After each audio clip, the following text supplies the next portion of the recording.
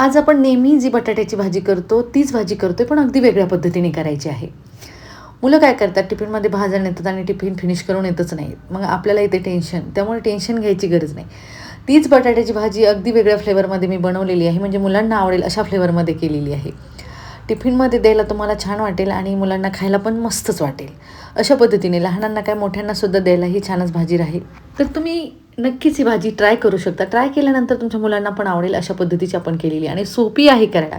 असं काही नाही की खूप तामझाम आहे. सोपी आहे आणि झटपट टिफिन पण होईल तुमचा. तर ती कशी करायची आपण बघणार आहोत ते. त्यासाठी मी एक बटाटा घेतला आहे आणि त्या बटाट्याचे आपल्याला साल काढून घ्यायचे आहेत. साल काढून घेतल्यानंतर आपल्याला आवडेल तसे काप करून घ्यायचे. तर काप मी लांबट यासाठी कापून घेते, कारण मुलांना टिफिनमध्ये थोडं भाजी आकर्षक असली ना, मुलं खायला प्रोत्साहित होतात. त्यामुळे काय करायचं, थोडंसं भाजीचा आकारसुद्धा आपल्याला चेंज करावा लागतो. कॉमन म्हणजे आपण जर तुकडे केलेत ना, तर मुलं खात नाहीत त्याला. तर थोडंसं आपण त्याला पण भाजीचा आकार म्हणजे शिमला मिरची असो किंवा कुठली भाजी असो, थोडंसं आपण ज्याला आकार देता येईल ना, त्याला आकार जर दिला ना, तर भाजी मुलं आवडीने टिफिनमध्ये न्यायलासुद्धा आणि टिफिन खायलासुद्धा वेळ लावणार नाहीत. तर तुम्ही म्हणाल भाजीचं कापण्यावर काय हे करते, पण दिसण्यावरसुद्धा मुलांना आकर्षित करू शकतं. तर त्यामुळे तुम्ही असे काप लांबट करून घ्यायचे आहेत. तर हे झाले आपले बटाटे कापून झालेले बटाटे आपल्याला एका बाउलमध्ये काढून घ्यायचे आहेत. म्हणजे काय होईल, आपल्याला स्वच्छ 2 ते 3 पाण्याने त्याला धुवून घेता येईल. 2 पाण्याने धुवून घेतल्यानंतर त्यातलं आपल्याला काढून घ्यायचं आणि एका चाळणीमध्ये ठेवायचे आहेत ते. भाजी करायला सोपी आहे, असं काही नाही की खूप तामझाम आहे. पटकन होईल, सकाळी सकाळी पण पटकन होईल. तर एक पॅन घेतला आहे मी, त्या पॅनमध्ये घातलं आहे तेल आणि बटाटे जे आपले काढून घेतलेले आहेत चाळणीमध्ये ते काढून घेतलेत मी. आणि तेल खूप जास्त नाही, 1 चमचा आपल्याला तेल घालायचं आहे आणि त्या तेलामध्ये आपल्याला बटाटे थोडेसे फ्राय करून घ्यायचे आहेत. बटाटे फ्राय केल्याने त्या भाजीला चव पण छान येते आणि बटाटे खायला पण मुलांना छान लागतील. आणि असं काही नाही की मुलांनाच द्यायचं आहे, मोठ्यांनासुद्धा तुम्ही देऊ शकता. तर हे ते बटाटे फ्राय करत असताना आपल्याला त्यातमध्ये घालायचे थोडंसं मीठ. म्हणजे मिठाने काय होईल, तेच बटाटे जे हे भाजीमध्ये ज्यावेळेस घालतो ना आपण, त्यावेळेस त्याची चव छान येते. म्हणजे आळणी लागत नाही आहे. नाहीतर काय होतं, बिना मिठाचे जर फ्राय केले तर ग्रेव्हीत किती आपण मीठ टाका, बटाट्याची चव जी आहे ना ती थोडीशी कमी होते. त्यामुळे थोडंसं मीठ त्यामध्ये आपल्याला घालायचं आहे. तर हे झाले आपले बटाटे चांगलेच फ्राय करून झालेत, म्हणजे छान लागतीलच. तर हे फ्राय झालेले बटाटे आपल्याला एका प्लेटीमध्ये काढून घ्यायचे आहेत, म्हणजे आपल्याला पुढची प्रोसिजर करता येईल. आणि त्याच पॅनमध्ये आपल्याला भाजी पण करायची आहे. अगदी झटपट होणारी भाजी आहे. फक्त फ्राय करायलाच वेळ लागेल. तर फ्राय केल्यामुळे काय होईल, शिजायला जास्त वेळ लागणार नाही आहे. नुसती उकळी आली की लगेच भाजी शिजून जाईल. तर त्याच तेलामध्ये आपण 1.5 चमचा तेल घालून घेतलं होतं, त्यामध्ये आपल्याला घालायचं आहे जिरं आणि मोहरी घालायची अर्धा चमचा. नंतर घालायचं आहे आपल्याला त्यामध्ये एक कांदा, लांबट आकाराचा कांदा चिरून घ्यायचा आहे. तो घालायचा आहे किंवा बारीक चिरून घेतला तरीही चालेल. तर इथे आपण व्यवस्थित कांदा, जिरे, मोहरी तडतडलेले आपण फ्राय करून घेतो आहे आणि जोपर्यंत कांदा थोडासा सुटसुटीत होत नाही तोपर्यंत आपल्याला फ्राय करून घ्यायचा आहे. म्हणजे फ्राय होत नाही तोपर्यंत.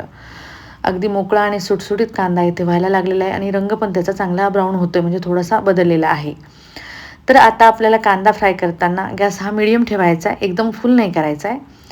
गॅसची फ्लेम मीडियम ठेवल्यानंतर आपल्याला पुढची प्रोसिजर करायची. म्हणजे त्यामध्ये घालायचा हिंग थोडासा. तुमच्या मुलांना जर हिंग आवडत नसेल तर नाही घातला तरी चालेल, पण त्याने चव छान येते. तुम्ही ट्राय करून बघा. हिंग घातला आणि कढीपत्त्याची 4 ते 5 पाने पण घातलीत मी त्यामध्ये. हिंग आणि कांदा, कढीपत्त्याची पाने आपल्याला व्यवस्थित फ्राय करून घ्यायची आहेत आणि फ्राय केल्यानंतर त्यामध्ये लगेचच घालायचं आहे हळद. गॅस इथे कमी करायचा आहे आता. आणि लाल मिर्च पावडर मी अर्धा चमचाला कमी घातलेली आहे आणि मॅगी मसाला घालायचा आहे आपल्याला अर्धा चमचा. त्याने चव बटाट्याला छान येते. आमचूर पावडर घालायची आहे अर्धा चमचा. त्याने पण भाजीला छान चव येते मुलांच्या. आणि हा गरम मसाला घातला आहे मी माझ्या आवडीनुसार. तुम्हाला जो आवडत असेल घरचा, घरगुती कुठलाही घाला तुम्ही, याने छान चव येईल. तर हे मसाले घ्यायचे फ्राय करून. तुम्हाला लहान मुलं असतील तर लाल मिर्च पावडर जी आहे ती नाही घातली तरी चालेल. त्या हिरव्या सुक्या मिरच्या ज्या घातल्यात आपण त्या घालू शकता तुम्ही आणि लाल मिर्च पावडर तुम्ही नाही घातली तरी चालेल. पण मुलं तिखट खात असतील थोडंसं तर त्यामध्ये तुम्ही लाल मिर्च पावडर वापरू शकता. तर इथे अर्धी वाटी मी पाणी घातलं आहे. मसाले चांगले फ्राय करून घेतलेत आणि थोडेसे मसाले आपल्याला शिजू द्यायचे आहेत. तर परत थोडंसं मी पाणी घालून मसाले शिजू दिलेले आहेत आणि नंतर आपल्याला त्यामध्ये घालायचे बटाट्याचे काप.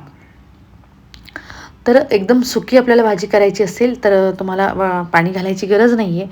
पण तुम्हाला टिफिनमध्ये द्यायची आहे आणि पोळीसोबत मुलांना जर खायची म्हटलं किंवा भातात मिक्स करून पण खायची म्हटलं तर थोडीशी ग्रेव्ही पाहिजे आपल्याला. तर भातामध्ये आपण बटाट्याचे जे काप मिक्स करून घेतले फ्राय केलेले, नंतर घालायचे अर्धी वाटी त्यामध्ये पाणी.